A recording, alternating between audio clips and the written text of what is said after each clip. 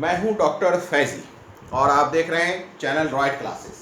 Channel riot classes के course code 01 में आपका स्वागत है। ठीक है, चैप्टर 25 है, यानी कि सॉल्यूशन है। 12th क्लास का ये चैप्टर है, 12th क्लास का चैप्टर है और इसका वीडियो सीरीज जो है वो थ्योरी का 16वां है, 16 है। उम्मीद है कि इसके पहले आपने 15 वीडियो देख चुके होंगे। क्लियर है? मैं फिर बार बार कहूँ कि एक दिन में एक से अधिक वीडियो देखा कीजिए। क्लियर है? वीडियो छोटा छोटा बनता है, हर कॉन्सेप्ट पे बना हुआ है, छोटे छोटे कॉन्सेप्ट पे बना हुआ है, इसलिए इसे एक से ज़्यादा देखिए, तब जाकर कोर्स आपका कंप्लीट होगा। यहाँ पर जो बनाया जा रहा है वीडियो, ये मानकर बनाया जा रहा है कि आप 12th क्लास और जेई मेन, एडवांस, नीट वगैरह सभी को आप कवर कर लें। क्लियर है? स्पेशली ये डिज़ाइंड है कि कॉम्पिटिशन के भी क्वेश्चंस आपके बनेंगे, सारे बन जाएंगे, अपने आप बनेंगे। अच्छा, इसके अलावा वीडियो सीरीज थ्योरी के अलावा आगे भी 3 वीडियो सीरीज और हैं जो कि प्रॉब्लम से रिलेटेड है। इसके बाद वाला जो वीडियो सीरीज है वो सीबीएसई बोर्ड का प्रीवियस ईयर्स का है। इसके बाद जो इसके बाद फिर वीडियो सीरीज जो बन है उसमें हम लोग जेई मेंस एडवांस देखेंगे। फिर जो वीडियो सीरीज है उसमें अनलिमिटेड प्रॉब्लम है, सिलेक्टेड प्रॉब्लम है, अनलिमिटेड, लगातार जब तक कि आपका कहीं सिलेक्शन ना हो जाए तब तक वो मिलता रहेगा। क्लियर है? तो चलिए, 25 सोल्यूशन है, 25 चैप्टर है, सोल्यूशन है। इसमें पिछले वीडियो में क्या पढ़ाया था वो मैं आपको बता दूं। पिछले वीडियो में मैंने जो आपको पढ़ाया था वो था एक्सटेंट ऑफ डिसोल्यूशन। असल में हेनरी लॉ की तरफ हम लोग बढ़ रहे हैं। एक्सटेंट ऑफ डिसोल्यूशन, हमने एक डिस्कशन शुरू किया था। डिस्कशन में था कि सॉल्यूशन किसे कहते हैं, सॉल्यूशन के कितने टाइप हैं, ये भी बात हो गई। फिर हमने कहा कि भाई सॉल्यूशन में सॉल्वेंट और सॉल्यूट की पहचान कैसे करें। ठीक है, सॉल्यूट और सॉल्वेंट की पहचान के बाद हमने देखा कि भाई अनसैचुरेटेड सॉल्यूशन किसे कहते हैं, सैचुरेटेड किसे कहते हैं और सुपर सैचुरेटेड किसे कहते हैं। क्लियर है? आप ऐसे समझिए, सैचुरेटेड मतलब भूखा, ठीक है, अनसैचुरेटेड मतलब भूखा, सैचुरेटेड मतलब पेट भरा हुआ और सुपर सैचुरेटेड मतलब कि खा पीकर अघाया हुआ। क्लियर है ना? यानी कि अगर हम सॉल्वेंट की बात करें तो सॉल्वेंट ने सॉल्यूट थोड़ा लिया है, अभी और लेने की गुंजाइश है, तो वो क्या है, अनसैचुरेटेड। अगर अब लेने की गुंजाइश नहीं है तो सैचुरेटेड। अब अगर और देंगे तो उल्टा फेंक देगा कि लो भैया तुम ही रख लो, तो उसे कहेंगे अनसैचुरेटेड, ये सुपर सैचुरेटेड। तो इस तरीके से हम लोगों ने देख लिया था। फिर एक्सटेंट ऑफ डिसोल्यूशन देखा था कि किस हालत में या कौन कौन से फैक्टर हैं जो सॉल्यूशन में सॉल्यूट के डिसोल्यूशन को बढ़ाता है।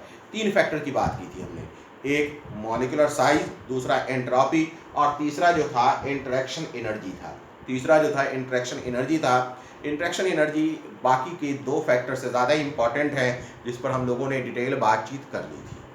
अब आज हम लोग असल में बढ़ रहे हैं हेनरीज लॉ की तरफ, या आप कहिए solubility of gas in solution के लिए।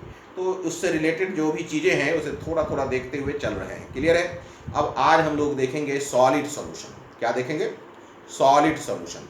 सॉलिड सॉल्यूशन का मतलब है कि सॉल्यूशन का जो फेज है वो सॉलिड है। Solid solution, solid solution, solid solution. नाम से जाहिर है कि जो सॉल्यूशन है वो जिस फेज में है वो सॉलिड है। नाम से जाहिर है कि सॉल्यूशन जिस फेज में है वो सॉलिड है। क्लियर है? इसे हम सॉलिड सॉल्यूशन कहेंगे। ऐसे बहुत सारे सॉल्यूशन हमारे दैनिक जीवन में या डेली लाइफ में मिलता है। जैसे एग्जाम्पल के रूप में आप जानते होंगे ब्रॉन्ज, ब्रास, ये सुना है कि नहीं आपने? सुना होगा। आमतौर पर आजकल मेडल की तो बड़ी बात होती है। ठीक है, मेडल में होता है गोल्ड मेडल यानी कि सोने का मेडल, फिर होता है सिल्वर मेडल यानी कि चांदी का मेडल, और उसके बाद फिर होता है ब्रॉन्ज मेडल। ब्रॉन्ज मतलब होता है कांस्य पदक, उसे हम कांसा भी कहते हैं या कांस्य कहते हैं। क्लियर है? तो ब्रॉन्ज क्या है? ब्रॉन्ज एक एलॉय है। ब्रॉन्ज क्या है? एक एलॉय है। बात समझ में आ रहा है? ये एक सॉल्यूशन है, इसमें 2 मेटल के सॉल्यूशंस होते हैं ब्रॉन्ज में। ठीक है, उसी तरीके से एक और टर्म है ब्रास। ब्रास का मतलब होता है पीतल। ब्रास का मतलब क्या होता है? पीतल। पीतल जो है वो भी एक सॉल्यूशन है, वो भी एक एलॉय है, वह भी एक एलॉय है, सॉल्यूशन है। बात समझ में आ रहा है? तो अगर हम ब्रास की बात करें, ब्रॉन्ज की बात करें, इवन स्टील की बात करिए, वो आयरन और कार्बन का सॉल्यूशन है। क्लियर है। या मॉनल मेटल, बहुत सारे एलॉय हैं, गन मेटल, बहुत सारे एलॉय हैं, ये सब वास्तव में सॉलिड सॉल्यूशन है। यानी इसमें एक मेटल में दूसरा मेटल होमोजेनसली क्या है, डिस्ट्रीब्यूटेड है। तो इस किस्म के सॉल्यूशन को हम सॉलिड सॉल्यूशन कहते हैं। क्लियर है। तो सॉलिड सॉल्यूशन में लिख लीजिएगा, सॉलिड सॉल्यूशन का मतलब हो गया solid in solid, solid in solid, solid in solid, solid in solid. That means ये सॉलिड सॉल्यूट है, ये सॉलिड सॉल्यूट है, और ये सॉलिड क्या है, सॉल्वेंट है। और इनका जो फेज बना है, यानी कि जो सॉल्यूशन बना है, solution is also solid. Example में बहुत सारे आप दे सकते हैं। फॉर एग्जाम्पल ब्रास, ब्रास मतलब वास्तव में पीतल होता है, पीतल देखा होगा आपने। ब्रास, ब्रास क्या है, पीतल है। ये आमतौर पे कॉपर और जिंक से मिलकर बना होता है, कॉपर और जिंक का सॉल्यूशन होता है ब्रास, कॉपर जिंक। उसी तरीके से है ब्रॉन्ज, ब्रॉन्ज और ब्रास में डिफरेंस है। ब्रॉन्ज मतलब कांच से होता है, ब्रॉन्ज, ब्रॉन्ज की बात करिए तो कॉपर और टीन से बना होता है। ठीक है। बहुत सारे ऐसे आप एग्जाम्पल ले सकते हैं, जैसे मॉनल मेटल, क्या ले सकते हैं, मॉनल मेटल, मॉनल मेटल, मॉनल मेटल। मॉनल मेटल की अगर बात की जाए तो मॉनल मेटल किसका बना हुआ है, निकेल का। ठीक है। मॉनल मेटल बना हुआ है निकेल का, कॉपर का और आयरन का, निकेल का, कॉपर का और आयरन का बना हुआ है। ये सब क्या है, ये सब जो है डेली लाइफ में मिलने वाले आपको सॉलिड सॉल्यूशन है, सॉलिड सॉल्यूशन, ये भी सॉल्यूशन है। हम अपनी ज़िंदगी में आमतौर पर, या आप यही कि एक लेमैन की तरह बात करें तो हमारे लिए सॉल्यूशन का मतलब होता है पानी और चीनी का घोल। नहीं, ऐसा नहीं है, सॉल्यूशन ये भी है, ये भी सॉल्यूशन है। बात समझ में आ रही है कि नहीं। तो सॉलिड सॉल्यूशन जो है दो तरीके के होते हैं। अगर हम टाइप्स ऑफ सॉलिड सॉल्यूशन की बात करें तो ये कितने प्रकार के होते हैं, दो तरीके के होते हैं। कौन कौन, एक होता है सब्स्टिट्यूशनल और एक होता है इंटरस्टिशियल सॉलिड सॉल्यूशन। एक होता है सब्स्टिट्यूशनल और दूसरा होता है इंटरस्टिशियल सॉलिड सॉल्यूशन। तो आप लिखिएगा टाइप्स ऑफ सॉलिड सॉल्यूशन, लिखिएगा टाइप्स ऑफ सॉलिड सॉल्यूशन, लिखिएगा types of solid solution, types of solid solution. Clear है। एक है सब्स्टिट्यूशनल सॉलिड और दूसरा है interstitial solids. Types of solid solution, types of solid solution, types of solid solution, types of solid solution. Solid solution के दो types हैं। एक है substitutional solution, substitutional solid, substitutional, SUBSTITUTIONAL, substitutional solid, substitutional solid.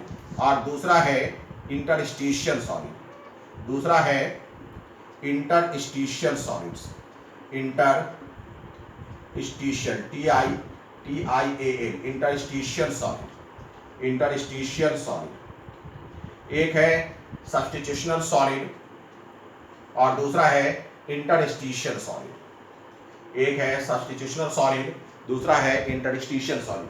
ये solution के type हैं। Clear है। अब हम आपको बताएंगे कि ये सब्स्टिट्यूशनल सॉलिड किसे कहते हैं, इंटरस्टिशियल सॉलिड किसे कहते हैं। सबसे पहले आप हेडिंग बनाइए सब्स्टिट्यूशनल सॉलिड। सबसे पहला हेडिंग है आपका सब्स्टिट्यूशनल सॉलिड। हेडिंग बनाइएगा सब्स्टिट्यूशनल सॉलिड। आप खुद बताइए कि सब्स्टिट्यूशन का मतलब क्या होता है। सब्स्टिट्यूशन का मतलब होता है एक को हटाकर उसके बदले दूसरी चीज को लाया जाए, सब्स्टिट्यूट किया जाए, प्रतिस्थापन, एक के बदले दूसरा। तो सब्स्टिट्यूशनल सॉलिड ऐसे बनता है कि इसमें एक सॉल्वेंट के जो मॉलिक्यूल्स होते हैं, सॉल्वेंट के जो पार्टिकल्स होते हैं, ये सॉल्वेंट के पार्टिकल्स सॉलिड होते हैं और सॉलिड जो भी चीज होता है वो क्लोज पैक्ड होता है। जैसा कि आपने सॉलिड स्टेट में पढ़ा है, क्या होता है, क्लोज पैक्ड होता है। आपस में इनके कंस्टिट्यूएंट पार्टिकल जो है काफी क्लोजली पैक्ड होते हैं। मैं ये नहीं कहता कि वो आपस में सटे होते हैं, लेकिन क्लोजली पैक्ड होते हैं। पैकिंग भी कई प्रकार का होता है। आपको मैंने FCC, BCC, सिंपल क्यूब्स, बहुत सारी चीजें बता रखा है। क्लियर है। तो ये भी कई प्रकार के होते हैं, लेकिन मैं इसमें एक जनरल क्लोज पैकिंग दिखा रहा हूँ, एक जनरल क्लोज पैकिंग दिखा रहा हूँ, एक जनरल क्लोज पैकिंग दिखा रहा हूँ, एक जनरल क्लोज पैकिंग एक जनरल क्लोज पैकिंग है। ये किसी सॉल्वेंट या किसी सॉलिड का मान लेते हैं ये कंस्टिट्यूएंट पार्टिकल है और उसकी ये पैकिंग है, उसकी ये पैकिंग है। इसमें जो पैकिंग होती है ये सॉल्वेंट मॉलिक्यूल का है, सॉल्वेंट मॉलिक्यूल का है। जब हमने सॉल्यूट मॉलिक्यूल को इंट्रोड्यूस किया, जब हमने सॉल्यूट मॉलिक्यूल को इसके साथ इंट्रोड्यूस किया तो सॉल्यूट मॉलिक्यूल इस सॉल्वेंट मॉलिक्यूल के, सॉल्यूट मॉलिक्यूल जो है इस सॉल्वेंट मॉलिक्यूल के कुछ मॉलिक्यूल को हटाकर उसकी जगह लेने में कामयाब हो जाता है, उसकी जगह लेने में क्या हो जाता है, कामयाब हो जाता है। और इस तरीके से उसकी जगह लेने में क्या हो जाता है भाई, कामयाब हो जाता है। और इस तरीके से यह जो सॉलिड बनेगा उसे हम सब्स्टिट्यूशनल सॉलिड कहेंगे। मान लेते हैं ये सॉल्वेंट मॉलिक्यूल है, इसे बीच बीच में होमोजेनसली सॉल्यूट मॉलिक्यूल अपना जगह ले ले, जिसे मैं शेडेड कर रहा हूँ, जिसे मैं छायांकित कर रहा हूँ। ये आप जानिए ये सॉल्यूट के मॉलिक्यूल है, ये सॉल्यूट के मॉलिक्यूल है। होमोजेनसली ये पोजीशंस ले लेते हैं, होमोजेनसली ये पोजीशन ले लेता है। तो इसमें क्या हो गया, इसमें इनफैक्ट सॉल्वेंट के मॉलिक्यूल को या पार्टिकल को सॉल्यूट के पार्टिकल ने, सॉल्वेंट के मॉलिक्यूल को सॉल्यूट के पार्टिकल ने सब्स्टिट्यूट कर दिया है। क्या कर दिया है, हटा दिया है, सब्स्टिट्यूट कर दिया है। अगर ये सब्स्टिट्यूट कर दिया है, उसके कारण अगर सॉल्यूशन बना है तो उसे हम सब्स्टिट्यूशनल सॉलिड कहेंगे। क्लियर है। यहाँ मैं ये लिखा दूं, ये जो आपको स्फीयर है, ये स्फीयर सॉल्वेंट के लिए है, सॉल्वेंट मॉलिक्यूल है, सॉल्वेंट मॉलिक्यूल या पार्टिकल कह लें आप, सॉल्वेंट मॉलिक्यूल या पार्टिकल कह लें। और ये जो है, ये जो है ये सॉल्यूट के मॉलिक्यूल या पार्टिकल हैं, ये सॉल्यूट के पार्टिकल हैं या मॉलिक्यूल है, सॉल्यूट मॉलिक्यूल या सॉल्यूट के पार्टिकल कह लें आप, जो भी कह लें। तो इस तरीके का अगर सॉलिड है, that type of solid is known as substitutional solid, that type of solid is known as substitutional solid. Clear हो गई बात। अब हम लोग देखेंगे इंटरस्टिशियल सॉलिड को, अब हम लोग देखेंगे इंटरस्टिशियल सॉलिड को। ये था सब्स्टिट्यूशनल सॉलिड, अब हम देखेंगे इंटरस्टिशियल सॉलिड। अब देखिएगा इंटरस्टिशियल सॉलिड, लिखिए next interstitial solid, interstitial solid, interstitial solid. Interstitial solid भी नाम से क्लियर है। दूसरा है इंटरस्टिशियल सॉलिड, दूसरा है interstitial, interstitial solid, interstitial solid. ये नाम से ही जाहिर है। इंटरस्टिशियल का मतलब होता है, इंटरस्टिशियल मतलब ही होता है किसी पैकिंग में जो खाली जगह बच जाता है उसे हम इंटरस्टिशियल साइट या इंटरस्टिशियल वाइड, खाली जगह कहते हैं, रिक्त स्थान कहते हैं, इंटरस्टिशियल सॉलिड। इंटरस्टिशियल सॉलिड की अगर बात करें, मान लेते हैं ये एक सॉलिड है, ये सॉलिड सॉल्वेंट के मॉलिक्यूल कहलाएंगे। ये सॉलिड है, ये सॉलिड के मॉलिक्यूल दिखाई पड़ रहे हैं, ठीक है, ये सॉल्यूट के मॉलिक्यूल दिखाई पड़ रहे हैं। अब ये सॉल्यूट के जो मॉलिक्यूल हैं आपस में क्लोज पैक्ड हैं, नो डाउट वो क्लोज पैक्ड है, लेकिन इस क्लोज पैकिंग के बावजूद इनके बीच में वाइड्स है, खाली जगह भी मौजूद है।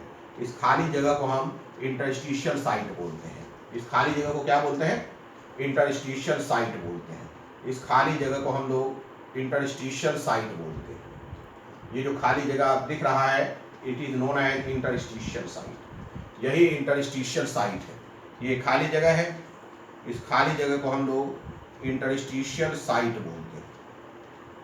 ये जो खाली जगह बन रहा है, कहाँ बन रहा है खाली जगह, दिखाई पड़ रहा है, दिख जाएगा।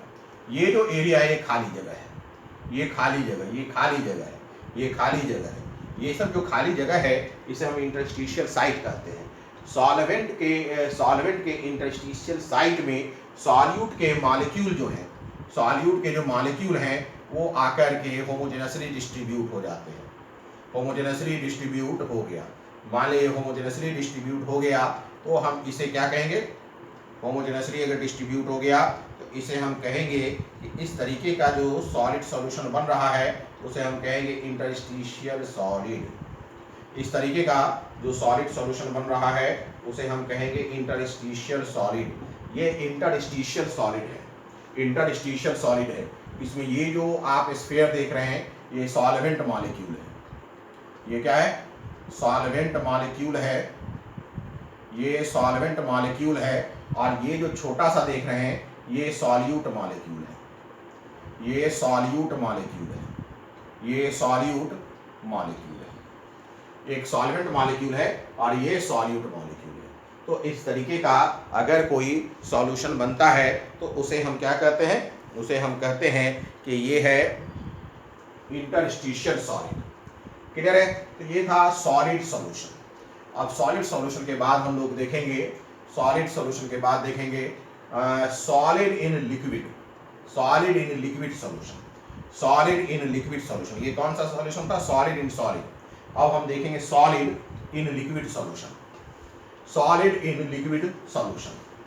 सॉलिड इन लिक्विड सॉल्यूशन लिखिएगा, solid in liquid solution. Solid in liquid solution.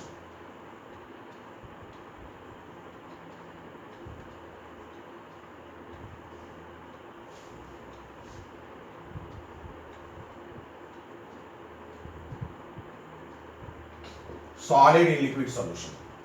Solid in liquid solution में ये जो सॉल्यूशन का फेज बनेगा, यानी अगर हम कहें फेज ऑफ सॉल्यूशन, जो सॉल्यूशन बनेगा फेज ऑफ सॉल्यूशन, तो वो लिक्विड है। फेज ऑफ सॉल्यूशन की बात की जाए तो वो क्या है? लिक्विड है। फेज ऑफ सॉल्यूशन की बात की जाए तो वो लिक्विड है। It is liquid. Phase of solution क्या है? लिक्विड है। बात समझ में आ रहा है? अब हम बात करते हैं कि इस सॉलिड को जब हम लिक्विड में मिलाते हैं तो डिजॉल्व होता है। ठीक है? डिजॉल्व होने से रिलेटेड एक टर्म है सॉलिबिलिटी। सॉलिबिलिटी को की हिंदी है घुलनशीलता। सॉलिबिलिटी की हिंदी है घुलनशीलता। घुलनशीलता का मतलब ये है कि सॉलिबिलिटी कितना घुल जाता है, कितना डिजॉल्व हो जाता है। जब उसे पानी में या किसी सॉल्वेंट में रखा जाए तो कितना वो डिसअपियर हो जाता है, कितना वो होमोजेनसली डिस्ट्रीब्यूट हो जाता है। सॉलिबिलिटी जो है वो कई बातों पर निर्भर करता है, जिसकी बात करेंगे। सबसे पहले हम सॉलिबिलिटी को डिफाइन करेंगे। सबसे पहले हम सॉलिबिलिटी को डिफाइन करेंगे। सॉलिबिलिटी का मतलब क्या है? How much amount of solute. How much amount of solute, ठीक है, how much amount of solute dissolves in liquid and form A solution and amount of solute dissolved in 100 gram of water to form a saturated solution. कैसा solution? Saturated solution is known as solubility of the solution. फिर समझिए इस चीज को क्या है भाई। Solid liquid में एक टर्म मैंने कहा सॉलिबिलिटी। सॉलिबिलिटी का मतलब क्या है? समझिए इस चीज को। सॉलिबिलिटी का मतलब है घुलनशीलता। सॉलिबिलिटी का मतलब है घुलनशीलता। मैंने एक टेस्ट ट्यूब लिया और इसमें पानी ले लिया। ठीक है? पानी ले लिया, थोड़ा चीनी डालिए। पानी ले लिया, इसमें ऐड करिए, ऐड सुक्रोज, जो भी कहिए। तो जब हम इसमें पानी में चीनी 1 चम्मच डालेंगे वो घुल जाएगा। ठीक है? लेकिन अगर 2 चम्मच डालेंगे वो भी घुल जाएगा, 3 चम्मच भी डालेंगे वो भी घुल जाएगा, 4 चम्मच, 5 चम्मच, एक टाइम आएगा कि अब वो नहीं घुलेगा, तो उसे हम सैचुरेटेड सॉल्यूशन कहेंगे। अब ये सैचुरेटेड सॉल्यूशन बनाने में जितना अमाउंट, ठीक है, जितना अमाउंट इस चीनी का जितना अमाउंट हमने डाला है इस पानी में, उसे कहेंगे कि इतना ये अमाउंट चीनी सॉल्युबल है, इतने अमाउंट पानी में। गौर से सुनिएगा, मैंने क्या किया, एक टेस्ट ट्यूब में पानी ले लिया, चीनी डाला, घुल गया, फिर डाला, घुल गया, दोबारा डाला, घुल गया, डालता जा रहा था और वो घुलता चला जा रहा था। क्लियर है? एक ऐसा भी वक्त आया कि मैंने जब चीनी उसमें गिराया, चीनी उसमें जब डाला तो वो नहीं घुल सका। क्लियर है? यानी कि मुझे मालूम हो गया कि इतने पानी में मान लीजिए 1 लीटर पानी है, तो इसमें सपोज दैट ½ kg चीनी मान लेते हैं, इट इज जस्ट सपोज कि ½ kg चीनी डिजॉल्व हो गया। अब नहीं डिजॉल्व होता तो हम क्या कहेंगे कि ½ kg चीनी 1 लीटर पानी में डिजॉल्व होगा या सॉल्युबल होगा, ये इसकी सॉल्युबिलिटी है। ठीक है? लेकिन इसे जो डिफाइन किया गया है वो किस तरीके से किया गया है? डिफाइन 1 लीटर पे नहीं किया गया है, डिफाइन जो है ग्राम में किया गया है। डिफाइन कैसे किया गया? ग्राम में किया गया है। कैसे? How many gram of solute dissolves in 100 gram of solvent. 100 gram of solvent, 100 gram of जो है सॉल्वेंट में कितना, 100 ग्राम सॉल्वेंट में या वाटर में कितना ग्राम कोई सॉल्यूट डिजॉल्व हुआ है, उसी ही हम सॉल्युबिलिटी कहते हैं। क्लियर है? सॉल्युबिलिटी का मतलब यही है। तो आप लिख सकते हैं solubility is defined as, solubility is defined as, आप लिख सकते हैं solubility is defined as, solubility is defined as, solubility is defined as how many grams, solubility is defined as how many grams of, solubility is defined as how many grams of solute, how many grams of solute dissolves, how many grams of solute dissolves in 100 gram of solvent, dissolves in 100 gram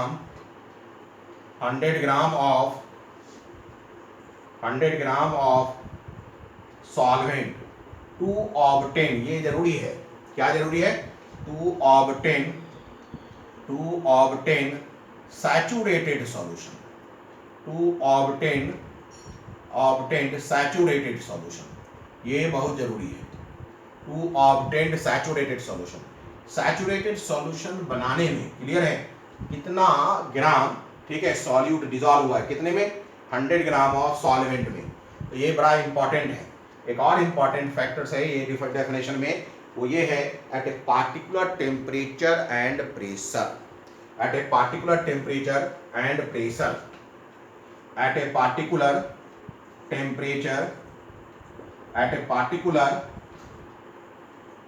temperature and pressure, at a particular temperature and pressure, at a particular temperature and pressure। देखिए यहाँ हमने pressure भी शब्द इस्तेमाल किया है, लेकिन इस केस प्रेशर का इफेक्ट इनसिग्निफिकेंट है। इनसिग्निफिकेंट का मतलब बहुत इफेक्ट नहीं डालता, इनसिग्निफिकेंट है। तो अगर आप अपने डेफिनेशन में ये कह दें कि saturated solution at a particular temperature, तो भी चलेगा। क्लियर है? तो एक बार फिर मैं बता दूं कि सॉल्युबिलिटी ऑफ सॉल्यूट क्या है। सॉल्युबिलिटी ऑफ सॉल्यूट का मतलब है कि आप एक सॉल्वेंट लें और उसमें सॉल्यूट मिलाएं। आप इसे डिफाइन करने के लिए कह सकते हैं कि सॉल्वेंट 100 ग्राम लें, क्लियर है, और उसमें आप क्या करें, 100 ग्राम सॉल्वेंट में या वाटर में आप क्या करिएगा, डालिए सॉल्यूट। कितना सॉल्यूट डालिए, इतना डालिए कि जो सॉल्यूशन बने वो सैचुरेटेड बन जाए किसी टेम्परेचर पर। किसी टेम्परेचर का मतलब है कि जब ये एक्सपेरिमेंट आप कर रहे होंगे तो उस वक्त कोई ना कोई टेम्परेचर एग्जिस्ट कर रहा होगा और आप उस वक्त किसी टेस्ट ट्यूब के नीचे फ्लेम नहीं लगाया हो, यानी उसे चूल्हे पे ना चढ़ाया हो, उसे बर्नर पे ना डाला हो। तो ऐसे कंडीशंस में जितना सॉल्यूट, ठीक है, जितना सॉल्यूट डिजॉल्व होगा, जितना ग्राम, वो उसकी सॉल्युबिलिटी होगी। अगर आप टेम्परेचर बढ़ा करके चेक करना चाहते हैं तो आप उसके नीचे फ्लेम लगा दीजिए, अब सॉल्यूट डालिए तो ज़्यादा सॉल्यूट डिजॉल्व हो जाएगा, ठीक है, लेकिन फाइनली वहाँ भी एक सैचुरेटेड सॉल्यूशन बनेगा, एक सैचुरेटेड सॉल्यूशन बनेगा। इसलिए सॉल्युबिलिटी हमेशा किसी पार्टिकुलर टेम्परेचर पर डिफाइन किया जाएगा और सॉल्युबिलिटी हमेशा सैचुरेटेड सॉल्यूशन के लिए होगा। सॉल्युबिलिटी हमेशा किसी फिक्स्ड अमाउंट ऑफ सॉल्वेंट की बात करेगा, फिक्स्ड अमाउंट ऑफ सॉल्वेंट की बात करेगा, हमेशा किसी फिक्स्ड अमाउंट में ही हम सॉल्युबिलिटी को डिफाइन करेंगे। तो ये है सॉल्युबिलिटी। क्लियर हो गई बात? अब सॉल्युबिलिटी किस किस बात पर निर्भर करता है उसे देख लीजिए।